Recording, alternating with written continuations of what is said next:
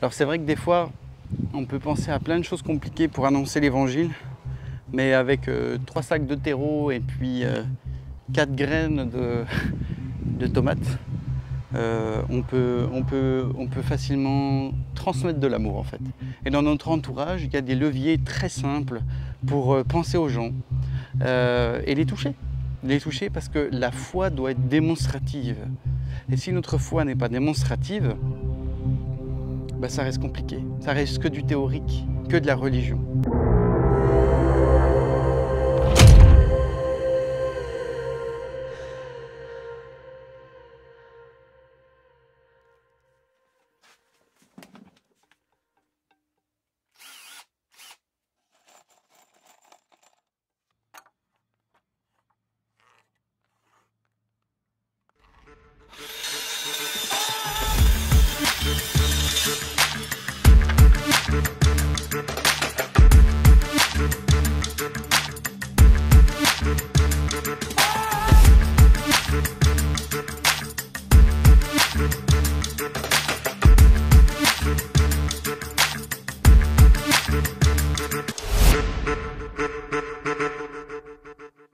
Et ben voilà, du coup, petit investissement, 17 € en tout pour les lames de terrasse. Et puis, résultat, 2 gros bacs qui permettront de planter facilement une dizaine, voire une douzaine de pieds de tomates.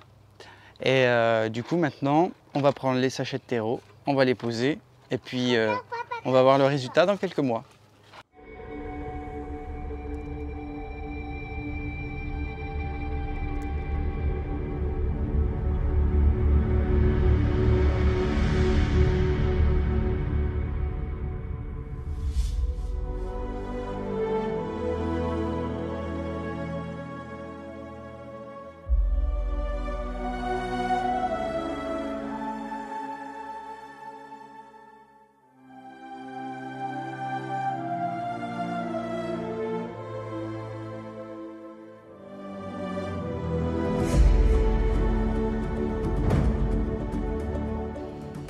Voilà, on a réussi à planter au final 16 plants de tomates. Alors ce sont des plants de tomates cerises. Ça donne bien, ça donne pas mal de quantité quand ça prend bien. Bon, les plantes tirent un petit peu le visage parce qu'elles ont été enlevées, rempotées. Donc voilà, bien arrosées. Et puis demain, ce sera un autre jour. Alors tout ça pourquoi au final? Tout ça pourquoi au final? Pensons aux gens d'une manière simple, traduisons notre quotidien d'une manière simple. Pensez aux gens, des fois on n'a pas besoin de faire de grands plans sur la comète pour penser aux gens, pour travailler pour eux, sur du moyen long terme, sur des choses simples, renouvelables, qui vous demandent au final pas forcément beaucoup de travail, mais qui parlent. Parce que quand vous allez offrir des choses aux gens, ça leur parle. C'est un des langages de l'amour. Et la foi a besoin de se vivre en action. Alors je voulais juste vous dire qu'avec des tomates, on peut annoncer l'évangile à ses voisins, à ses amis, à son quartier, à ses collègues de travail. Et avoir toujours ce filigrane d'amour que Jésus nous donne, qui vous pousse à faire pour les gens avec foi, passion. Avec foi et passion pour eux. Eh bien nous voilà donc quelques mois après avoir planté ces plants de tomates. Qu'est-ce qu'il en est devenu?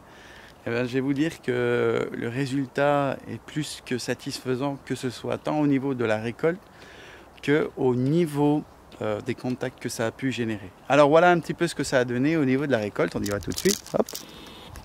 Voilà. Donc au niveau de la récolte, on est pas mal. Donc là, il y a eu un peu de sécheresse. Donc les plants de tomates, ils sont un petit peu dans tous leurs états.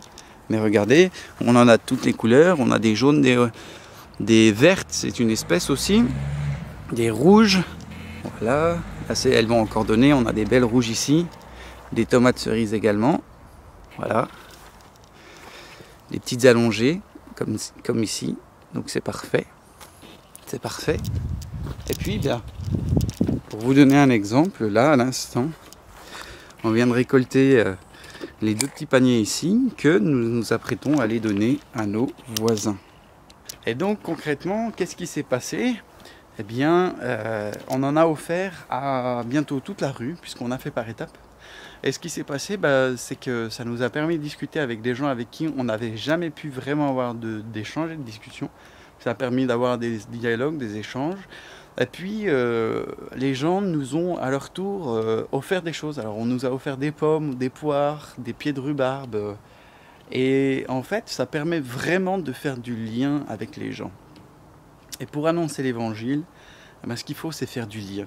C'est dire aux gens, vous êtes importants, on pense à vous.